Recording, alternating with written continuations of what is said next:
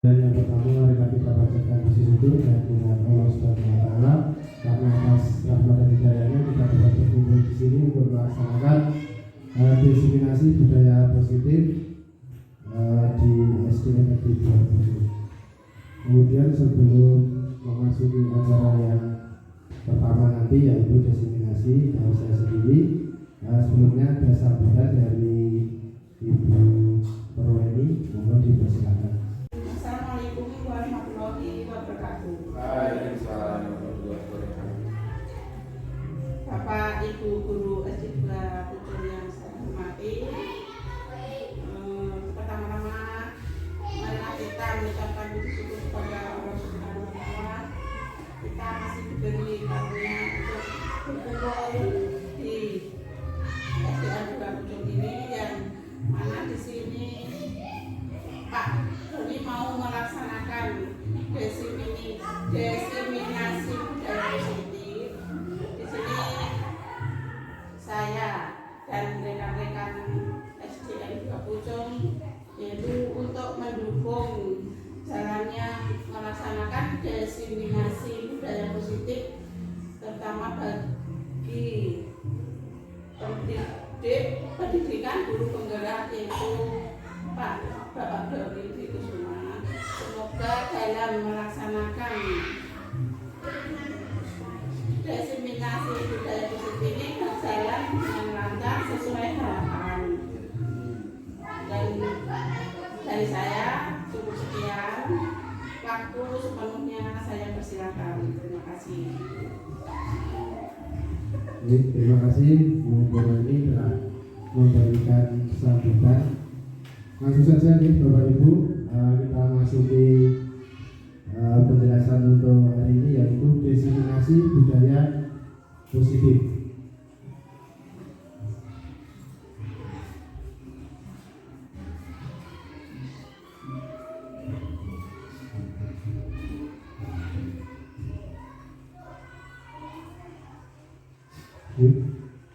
Selamat datang. Sebelumnya SPG dulu nih Bapak Ibu. Sebelum masuk ke penjelasan kita SPG dulu. Tidak hanya anak-anak yang SPG, tapi Bapak Ibu guru juga. SPG. Tangan kanan, tangan kiri mempunyai jari. Tangan kanan, tangan kiri mempunyai jari. Direntangkan, ditengokkan, putar bergelangan. Ujung depan dilentikan, ayo tepuk tangan. Tepuk tangan semua, angkat kaki kedua ke atas tangan kita. Di pinggang keduanya badan kita, tunggukan yang rajin wahai kawan. Berdiri dengan tegak, balik kanan serentak. Tadi berdiri, berdiri, berdiri teman-teman.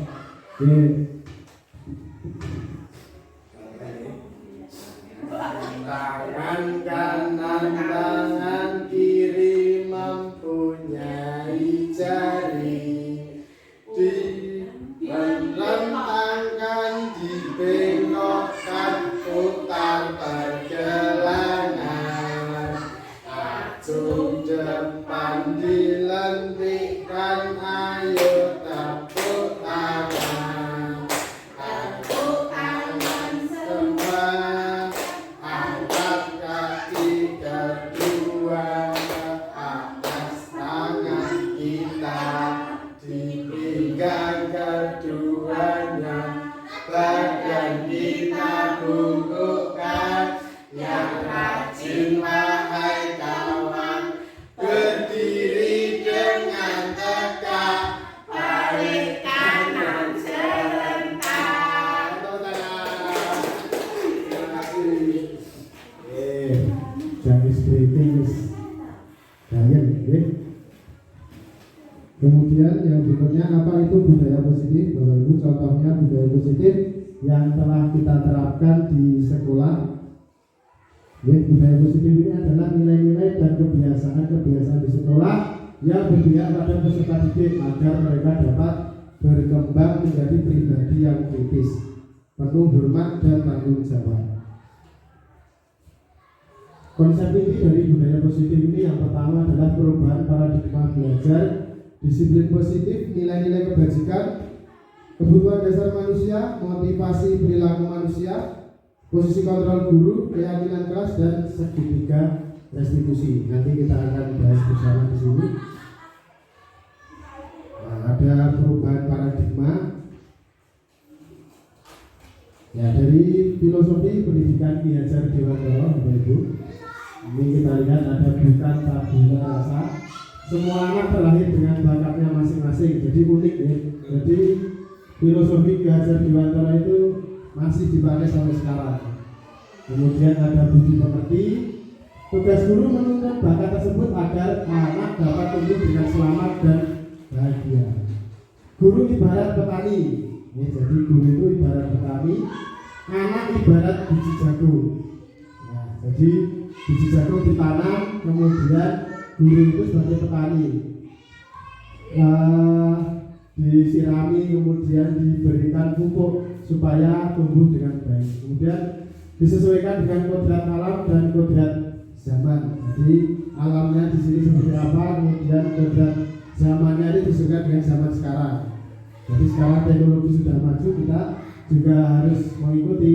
Kemudian pembelajaran yang berpihak kepada anak. Melanjutkan pembelajaran dengan paradigma baru. Pembelajaran dengan paradigma baru merupakan pembelajaran yang dirancang berdasarkan prinsip pembelajaran berdiferensiasi, sehingga para peserta didik belajar sesuai kebutuhannya berdasarkan tahap perkembangan sesuai teori psikologi modern untuk mewujudkan ini tadi profil belajar Pancasila. Perubahan paradigma untuk membangun budaya yang positif. Sekolah perlu menyediakan lingkungan yang positif juga, aman, nyaman, agar peserta didik mampu berpikir, bertindak, dan menciptakan dengan merdeka, mandiri, dan bertanggung jawab. Lazimnya disiplin dikaitkan dengan kontrol. Dalam hal ini kontrol guru dalam menghadapi murid. Nah, kita praktekkan itu. Cobalah buka, kepalkan tangan. Jadi kepalkan tangan. Bayangkan Anda menyimpan sesuatu yang sangat berharga di tangan Anda. Bisa uang 1 miliar. Dan Anda perlu menjaga hal tersebut karena sangat penting bagi kehidupan Anda. Ini sesuatu yang penting dan rahasia dipegang. Mencoba membuka, cobalah buka kepala tangan dengan segala cara. Boleh membujuk, menghardik, mengintimidasi, memarahi, menggoda, menggelitik, bahkan menawari uang. Tapi tetap dipertahankan, ya jangan sampai dibuka. Walaupun dikasih uang 1 miliar jangan dibuka, Bapak. Tahan dulu. Dalam kegiatan ini sesungguhnya siapa yang memegang kendali atau kontrol untuk membuka atau menutup kepala tangan? Kita bisa mengendalikan buka atau tutupnya sendiri ya. Nah, jawabnya tentu kita sendiri yang memegang kontrol atas kepala tangan kita. Apakah kita membuka atau menutup kepala tangan kita itu tergantung pada diri kita masing-masing, sesuai dengan kebutuhan dasar kita saat ini. Jadi walaupun dikasih apapun uang bermiliar-miliar, itu yang mengendalikan diri kita sendiri. Nah, begitu bukan membuatnya kita yang mengendalikan. Miskonsepsi tentang teori kontrol. Ya, ilusi guru mengontrol murid. Ilusi bahwa semua penguatan positif, efektif, dan bermanfaat. Ilusi bahwa kritik dan membuat rasa bersalah mampu menguatkan karakter. Ilusi bahwa orang dewasa berhak memaksa. Bagaimana seorang bisa berubah dari paradigma stimulus respon kepada pendekatan teori kontrol sebagai merek kopi? Bila kita ingin membuat kemajuan perlahan sedikit-sedikit, ubahlah sikap atau perilaku Anda. Namun bila kita ingin memperbaiki cara-cara utama kita, maka kita perlu mengubah kerangka acuan kita. Ubahlah bagaimana Anda melihat dunia, bagaimana Anda berpikir tentang manusia. Ubahlah paradigma Anda, skema pemahaman dan penjelasan aspek-aspek tertentu tentang realitas. Ada stimulus respon, ada teori kontrol. realitas kebutuhan kita sama. Teori kontrolnya realitas kebutuhan kita berbeda. Ya. Respon itu sebenarnya sama tapi kan sebenarnya berbeda realitasnya. Semua orang melihat hal yang sama dan setiap orang memiliki gambaran berbeda. Kita mencoba mengubah orang agar berpandangan sama dengan kita. Kita berusaha memahami pandangan orang lain tentang dunia. Perilaku buruk dilihat sebagai suatu kesalahan. Semua perilaku memiliki tujuan. Orang lain bisa mengontrol saya. Teori kontrolnya hanya Anda yang bisa mengontrol Anda. Kemudian saya bisa mengontrol orang lain, Anda tidak bisa mengontrol orang lain. Pemaksaan ada pada saat bujukan gagal. Kolaborasi dan konsensus menciptakan pilihan-pilihan baru. Model berpikir menang atau kalah. Teori kontrolnya model berpikir menang dan menang. Nah, perubahan paradigma stimulus respon teori kontrol. Bisakah kita mengontrol seseorang? Stimulus respon. Kita mencoba mengubah orang agar berpandangan sama dengan kita. Teori kontrolnya kita berusaha memahami pandangan orang lain tentang dunia. Stimulus respon. Perilaku buruk dilihat sebagai suatu kesalahan. Semua perilaku memiliki tujuan. Orang lain bisa mengontrol saya, hanya Anda yang bisa mengontrol diri Anda sendiri. Saya bisa mengontrol orang lain, Anda tidak bisa mengontrol orang lain. Pemaksaan ada pada saat bujukan gagal. Kolaborasi dan kesepakatan menciptakan pilihan-pilihan baru. Model berpikir menang kalah, model berpikir menang menang. Apa makna disiplin? Nah, kata disiplin sering dikaitkan dengan ini Bapak Ibu, tata tertib, kepatuhan dan peraturan hukuman. Padahal itu sungguhnya berbeda karena belajar dengan disiplin tidak harus dengan memberikan hukuman. Justru itu adalah salah satu alternatif terakhir dan kalau perlu tidak digunakan sama sekali. Di sini disiplin positif berasal dari kata disiplina yang artinya belajar. Disiplin mengacu pada disiplin diri yang memiliki tanggung jawab terhadap apa yang dilakukan berdasarkan nilai-nilai yang diyakini. Merupakan salah satu pendekatan disiplin diri yang memampukan seseorang untuk mengontrol perilakunya dalam kesadaran dan bertanggung jawab atas tindakan sebagai wujud menghormati diri sendiri dan orang lain. Sebagai pendidik, tujuan kita adalah menuntut murid untuk memiliki disiplin diri sehingga mereka bisa memperilakukan yang mengacu pada nilai-nilai kebajikan universal dan memiliki motivasi intrinsik dalam perubahan perilaku ke arah yang lebih baik. Disiplin positif. Kemudian ada nilai-nilai kebajikan. Disiplin sebagai bentuk kontrol diri yaitu belajar untuk kontrol diri agar dapat mencapai suatu tujuan mulia. Tujuan mulia di sini mengacu pada nilai-nilai tersebut sebagai nilai-nilai kebajikan yang universal. Nilai-nilai kebajikan yang ingin dicapai oleh setiap anak Indonesia yang kita kenal dengan profil pelajar Pancasila yang sering kita dengar dan digaung-gaungkan adalah profil pelajar Pancasila. Nilai-nilai kebajikan, contoh nilai kebajikan institusi atau organisasi. Yang pertama, profil pelajar Pancasila beriman dan bertakwa kepada Tuhan Yang Maha Esa, berakhlak mulia, berkebinekaan global, gotong royong, mandiri, kreatif dan bernalar kritis. Jadi profil pelajar Pancasila isinya itu Ibu. Kemudian Ibu primary years program, yaitu toleransi, rasa hormat, integritas, mandiri, menghargai, antusias, empati, ingin tahuan, kreativitas, kerjasama, percaya diri dan komitmen. Keterampilan hidup, life skill, dapat tidak merendahkan orang lain dan memberikan yang terbaik pada yang dari diri.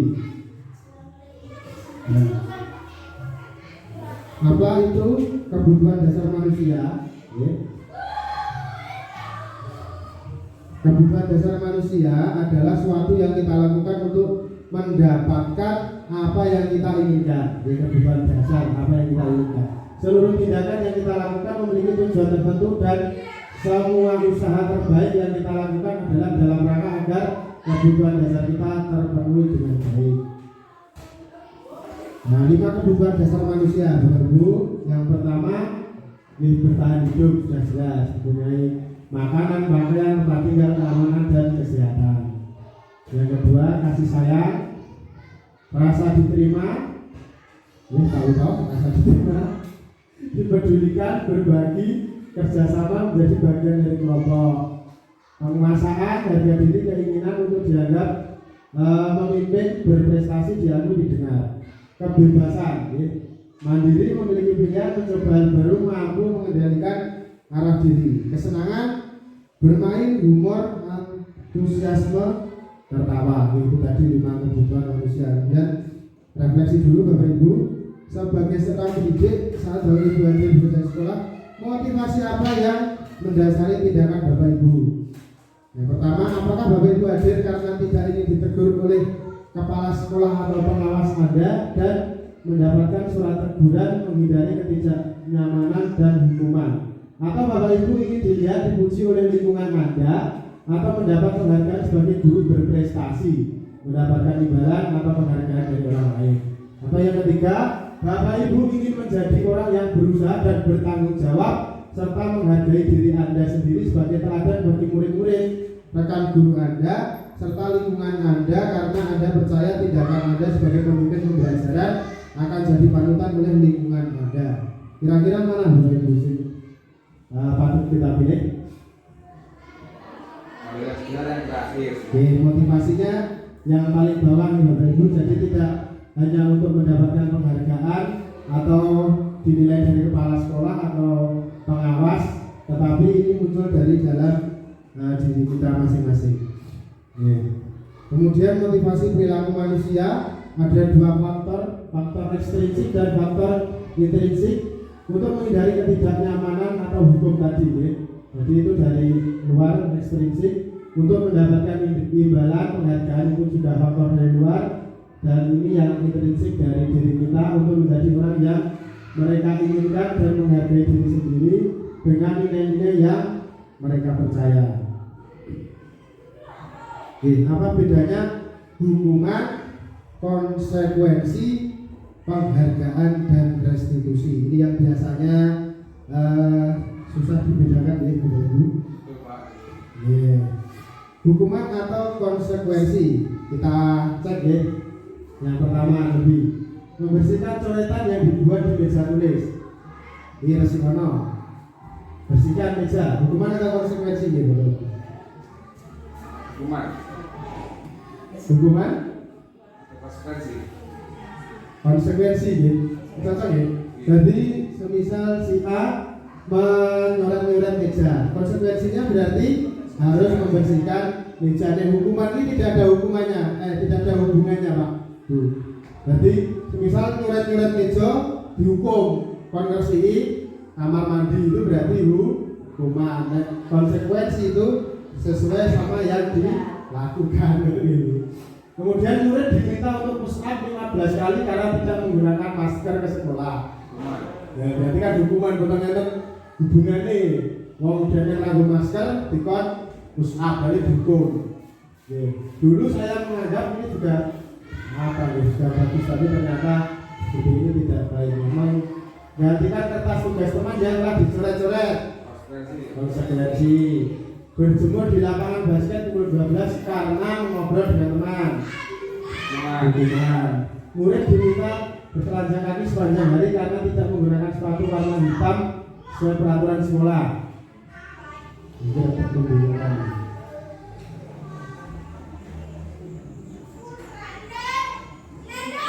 Hukuman ya. Berdiri di depan kelas sambil mengangkat satu kaki karena tidak menjawab pertanyaan. Hukuman. Membersihkan tumpahan air di meja tulis karena tersenggol pada saat belajar. Konsekuensi ini itu bersih ya, jadi sudah. Nah itu tadi konsekuensi hukuman sudah betul Bapak Ibu.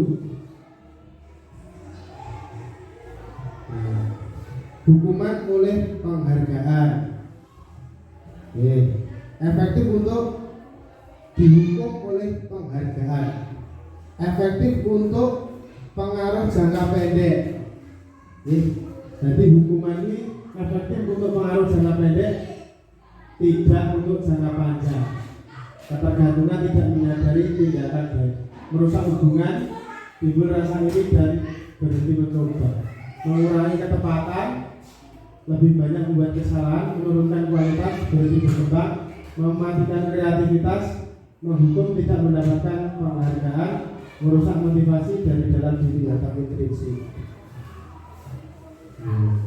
Terus baik penghargaan maupun hukuman adalah cara mengontrol perilaku seseorang yang menghancurkan potensi untuk pembelajaran yang sesungguhnya.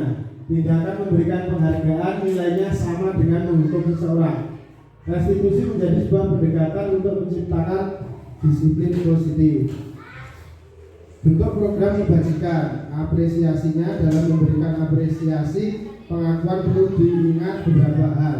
Yang pertama, beri pengakuan secara khusus, beri pengakuan secara pribadi, beri pengakuan kepada semua murid, bergantian, beri pengakuan secara konsisten, fokus pada proses. Kemudian restitusi, ini masuk ke restitusi Bapak Ibu, adalah proses menciptakan kondisi bagi murid untuk memperbaiki kesalahan mereka sehingga mereka bisa kembali pada kelompok mereka dengan karakter yang lebih kuat menurut dosen 2004. Restitusi juga adalah proses kolaborasi yang mengajarkan murid untuk mencari solusi untuk masalahnya dan membantu murid berpikir tentang orang seperti apa yang mereka inginkan dan bagaimana mereka harus memperlakukan orang lain. Restitusi sebuah pilihan, bukan menebus kesalahan tapi belajar dari kesalahan. Memperbaiki hubungan untuk mengevaluasi tindakan terhadap orang lain. Tawaran bukan paksaan menciptakan kondisi bagi murid untuk menyelesaikan masalah dan berbuat lebih baik lagi. Menuntun untuk melihat adanya ketidakselarasan antara tindakan dan keyakinan yang diinginkan. Mencari kebutuhan dasar yang mendasari tindakan. Restitusi. Menguatkan karena bisa belajar dari kesalahan. Fokus pada karakter sehingga murid menyadari akan menjadi orang seperti apa. Fokus pada solusi, tidak mencari siapa yang salah, mengembalikan murid yang berbuat salah pada kelompoknya. Kita cek lagi nih, ada hukuman, konsekuensi, dan restitusi. Ini yang tadi kita bahas. Hukuman tidak terencana tiba-tiba, kemudian siswa tidak tahu apa yang terjadi, tidak dilibatkan. Ngerti-ngerti skor push up, ngerti salah apa skor push up. Bersifat searah, jadi hanya dari guru ke siswa, berupa hukuman fisik atau psikis. Kemudian konsekuensi terencana disepakati sesuai peraturan. Seperti tadi, sepakat untuk membersihkan karena menumpahkan air. Siswa tetap dibuat tidak nyaman. Sikap guru selalu memonitor murid. Kemudian yang restitusi ini tadi, proses menciptakan kondisi bagi siswa untuk memperbaiki kesalahan. Jadi kita ajak ngobrol, tahu kesalahannya apa. Proses kolaboratif yang mengajarkan murid untuk mencari solusi sendiri. Jadi kamu melakukan ini, terus solusinya bagaimana, nanti dari murid sendiri yang memberikan solusi. Nanti kita. Kemudian ada materi yaitu keyakinan kelas. Ini mengapa keyakinan kelas, mengapa bukan peraturan kelas? Jadi beda apa sama Pak keyakinan kelas sama peraturan kelas? Beda apa? Beda Tapi nanti kita lihat yang mana yang merupakan keyakinan kelas, yang mana merupakan peraturan kelas.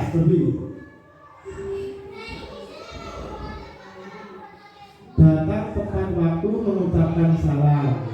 Kami dan murid yang saling menyayangi. Menjaga kebersihan sekolah. Kami murid yang bersemangat belajar. Berdoa sebelum dan sesudah pelajaran, aktif dalam pelajaran, tertib. Kami murid yang peduli dengan teman-teman.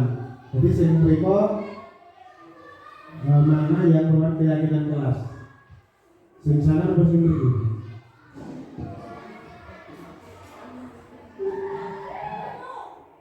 Kayaknya sing mriki nggih. Ini nggih. Sing mriki nggih. Jadi anak-anak itu punya keyakinan. Nggih. Kami murid yang bersemangat dalam belajar, jadi yakin di dalam dirinya itu gue semangat dalam belajar. Yang sana kan peraturan, jadi sudah diatur. Nah, keyakinan kelas. Keyakinan yaitu nilai-nilai kebajikan universal yang disepakati secara tersirat dan tersurat lepas dari latar belakang suku, negara, bahasa maupun agama. Guru berperan dalam mewujudkan terbentuknya keyakinan kelas sekolah dengan cara membuat kesepakatan antara guru dan murid. Membentukkan keyakinan sekolah atau kelas. Jadi berupaya menyatakan universal bersifat positif. Pernyataannya positif ya, tidak selalu banyak agar mudah diingat oleh siswa. Dapat diterapkan di lingkungan sekolah.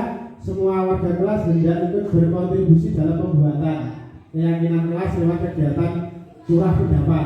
Bersedia meninjau kembali keyakinan kelas dari waktu ke waktu. Jadi ini pembuatan keyakinan kelas. Nah, keyakinan kelas pembuatannya, prosedur pembentukan keyakinan kelas. Mempersilahkan warga sekolah atau murid-murid untuk mencurahkan pendapat. Peraturan yang perlu disepakati, mencatat semua masukan-masukan, susunlah keyakinan kelas sesuai prosedur pembentukan keyakinan kelas.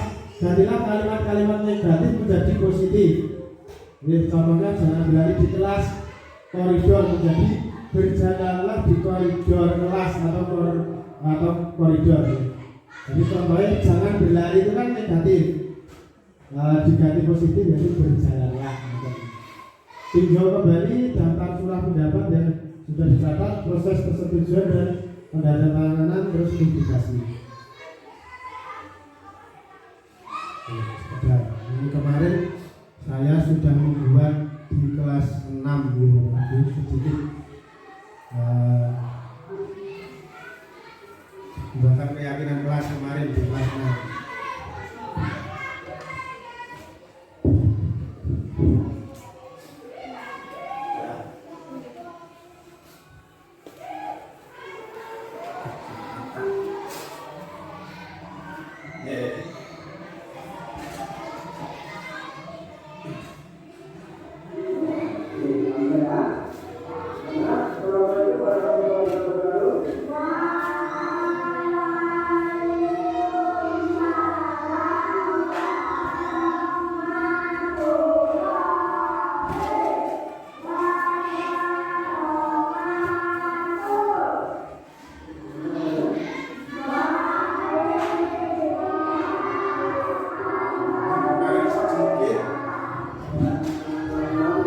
Sedikit pembuatan keyakinan kelas nih Bapak Ibu. Jadi ini saya menempelkan kertas di sini, kemudian membagikan kertas kecil untuk anak-anak menulis keyakinan kelasnya apa di kelas 6.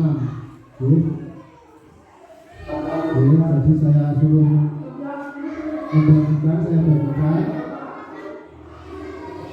Nah, kemudian yang sudah ditulis anak-anak itu ditempelkan di depan. Jadi misal ini si Dimas menuliskan melaksanakan tiket di kelas, itu tempelkan sini, plak. Dan sepatunya dilepas ya. Terus ditempelkan satu-satu di depan.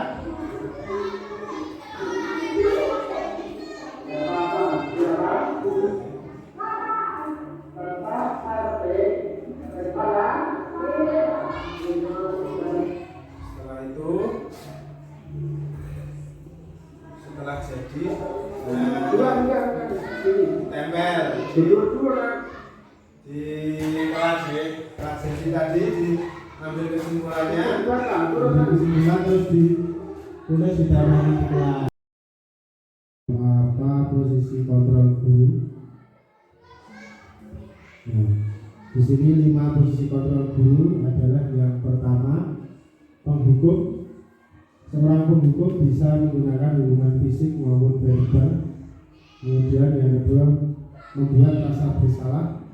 Biasanya guru akan bersuara lebih lembut untuk membuat anak menjadi merasa bersalah. Kemudian posisi teman, guru pada posisi ini tidak akan menyakiti murid, namun akan tetap berupaya mengontrol murid melalui persuasi. Kemudian posisi pemantau, mengawasi berdasarkan peraturan-peraturan dan konsekuensi.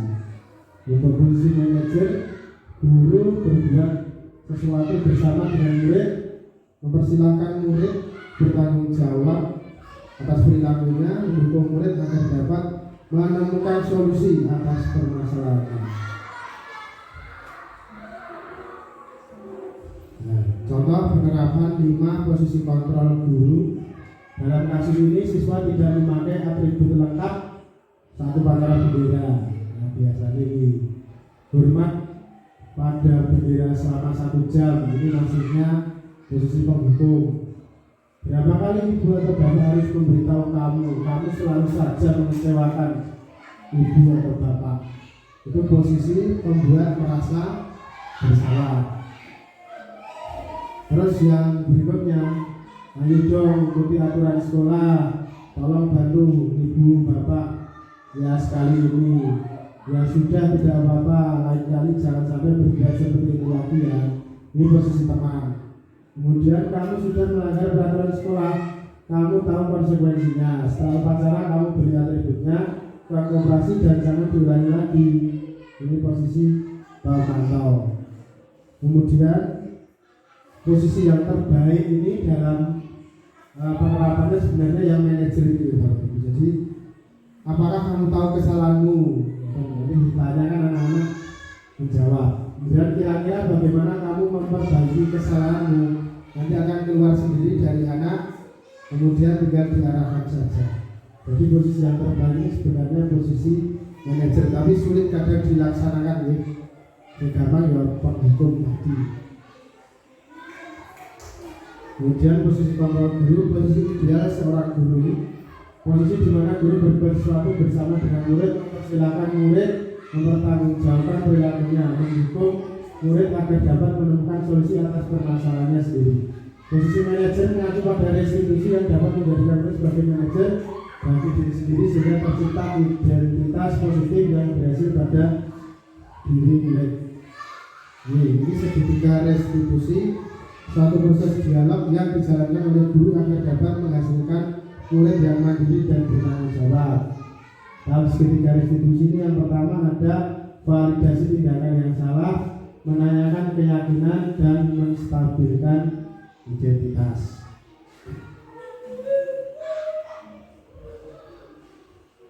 Segitiga restitusi, langkah yang pertama menstabilkan identitas.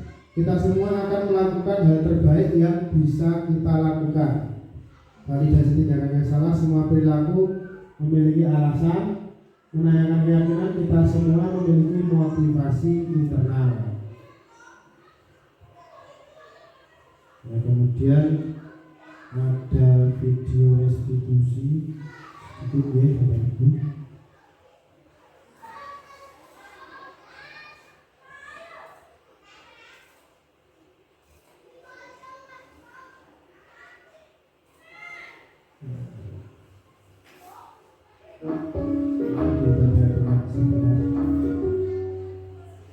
Salam dan bahagia Ibu dan Bapak Guru hebat. Pada video kali ini kita akan membahas tentang salah satu program disiplin positif yang diterapkan di lingkungan sekolah yang dikenal dengan nama restitusi.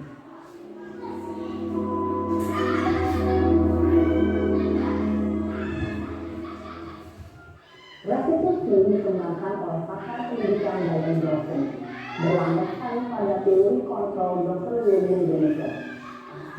Segitiga restitusi adalah suatu proses dialog yang dijalankan oleh guru atau orang tua agar dapat menghasilkan murid yang mandiri dan bertanggung jawab. Pada saat guru di posisi manajer, aspek yang dikembangkan pada murid adalah motivasi intensif, sehingga penanaman nilai-nilai kebajikan dapat tumbuh dan berkembang menjadi suatu kebiasaan positif yang akhirnya membentuk karakter murid.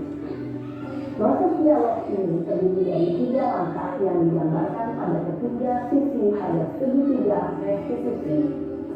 Sisi pertama adalah menstabilkan identitas. Sisi yang kedua adalah validasi tindakan yang salah. Dan sisi yang ketiga adalah menanyakan keyakinan.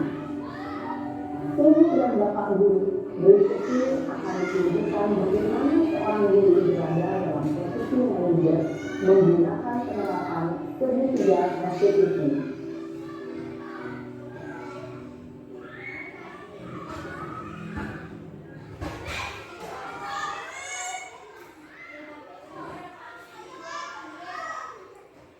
Yang salah.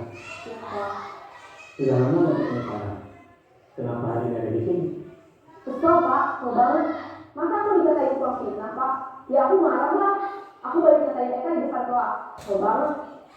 Oh begitu. Ya pasti kamu marah dan kesal. Bapak juga akan marah apabila ada yang menuduh Bapak seperti itu.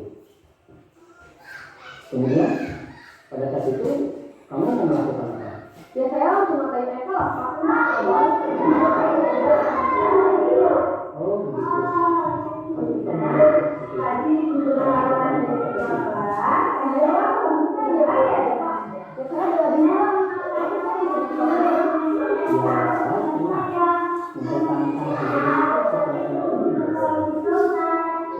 kamu marah seperti itu.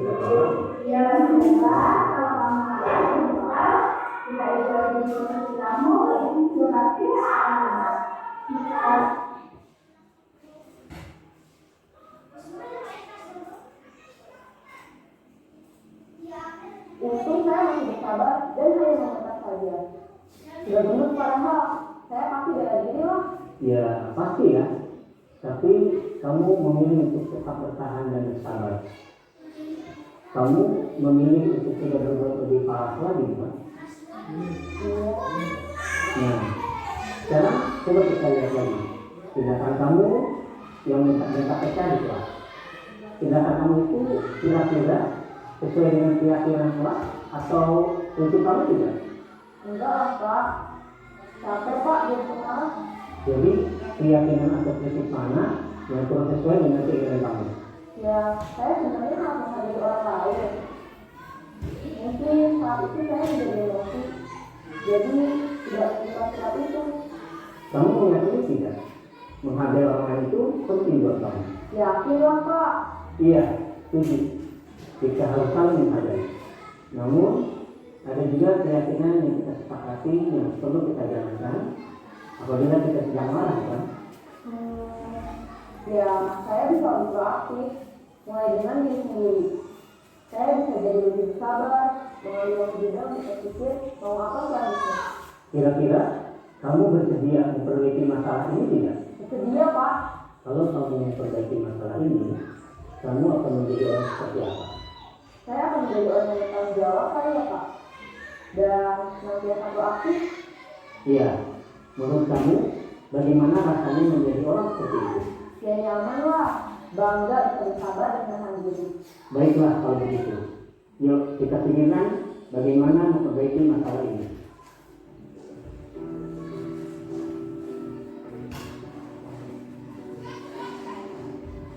Ibu dan Bapak guru hebat. Baru saja kita menyaksikan contoh bagaimana seorang guru berada dalam posisi manajer menggunakan penerapan segitiga restitusi. Mari kita bahas satu persatu. Pada sisi pertama, menstabilkan identitas berdasarkan pada prinsip bahwa membuat kesalahan adalah bagian dari proses pembelajaran. Sisi pertama dari segitiga ini berperan menggeser identitas murid dari identitas gagal ke identitas sukses. Murid yang sedang bertingkah laku yang tidak pantas atau menarik diri saat itu sedang mengalami identitas gagal. Bila kita mengkritiknya, maka posisinya tidak akan berubah. Kita bisa mengajukan pernyataan-pernyataan ini. 1. Membuat kesalahan sesuatu yang wajar. 2. Manusia tidak ada yang sempurna. 3. Kita bisa memperbaiki masalah ini. 4. Saya tidak menanyakan kesalahannya. Saya lebih fokus bagaimana memperbaiki masalah ini. 5. Apakah saat ini kamu pernah menjadi orang yang baik untuk dirimu sendiri? Pada sisi kedua, kalibrasi tindakan yang salah berlandaskan pada prinsip bahwa setiap perilaku berupaya memiliki suatu suatu kebutuhan tertentu.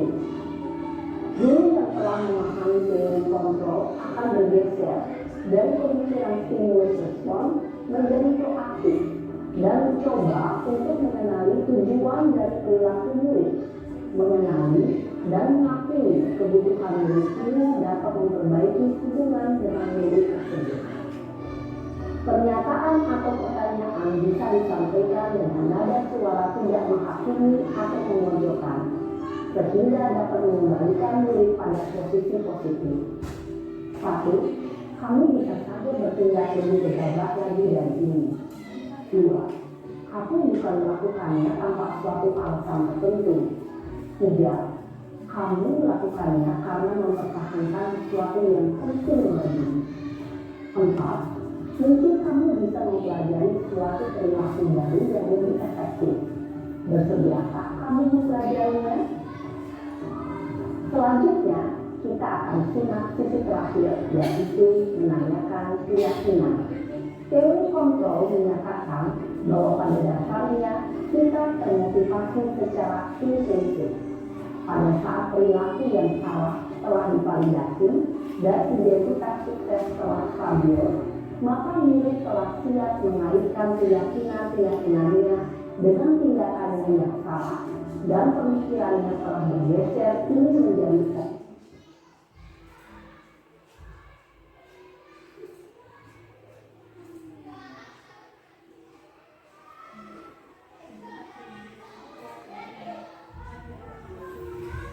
Itu tadi diseminasi atau penyampaian terkait dengan budaya positif di sekolah. Untuk ini ada pertanyaan atau ada apa masukan dari Bapak Ibu? Tapi yang ditangkap tadi apa saja? Mungkin bisa disampaikan kalau tadi masalah dua terkait manual budaya positif. Kemudian yang didapatkan itu tadi materi terkait dengan budaya positif. Terima kasih atas kehadirannya, atas partisipasinya Bapak Ibu. Semoga bermanfaat. Itu saja yang bisa saya sampaikan. Ada kurang dan lebihnya mohon maaf. Bila itu hidayah. Assalamualaikum warahmatullahi wabarakatuh.